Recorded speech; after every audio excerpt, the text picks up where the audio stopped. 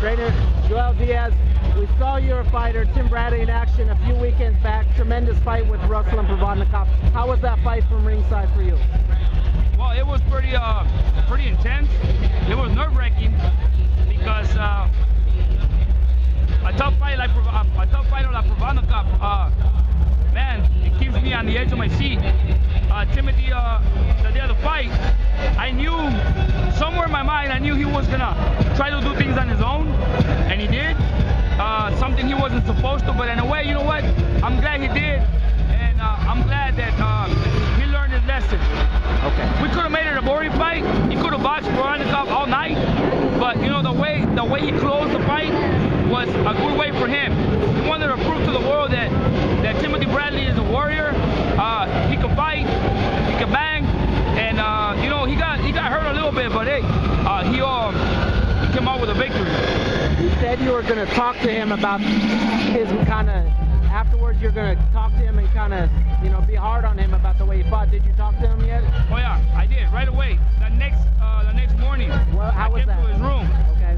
I came to his room and we happened to watch the fight again on TV that morning. And I told him, I said, Tim, you can't be going on like that. You can't be trying to prove something like that when you're hurt. I mean, especially in the first round. My strategy of a fight, it's always 1 and 2 rounds. We fill them out. You know, we get cautious.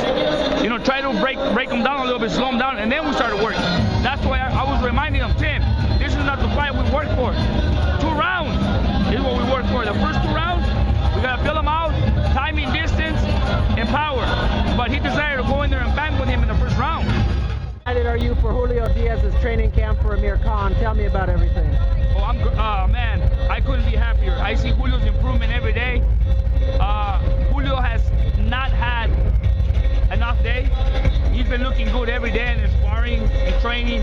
His discipline is 100%, like never before, because he wants his fight. He wants to be in the mix, and he knows that, you know, he's giving it one more run at this weight, and he cannot let go of this opportunity. You know, the doors were open after that Chop Border fight, and now that we got this fight, we're not gonna let it go. We're gonna take advantage of every single round of that fight.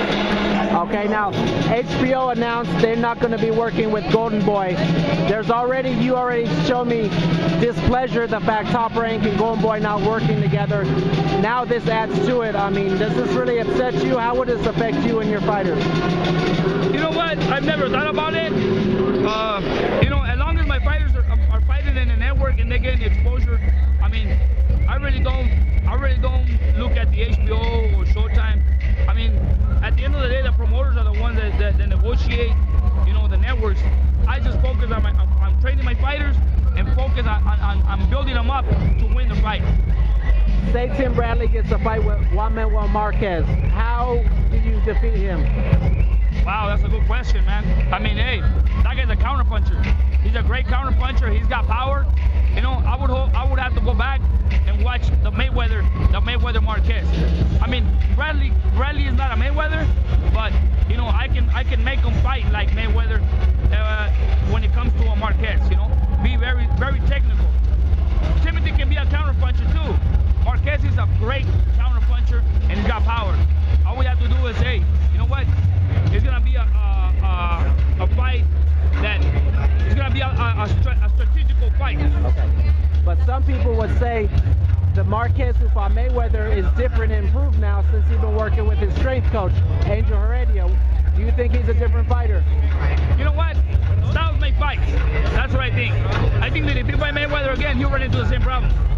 I don't see any difference. As a matter of fact, he's getting older. He's getting older. You know, a lot of wear and tear. And you know, Tim's young. That's a difference.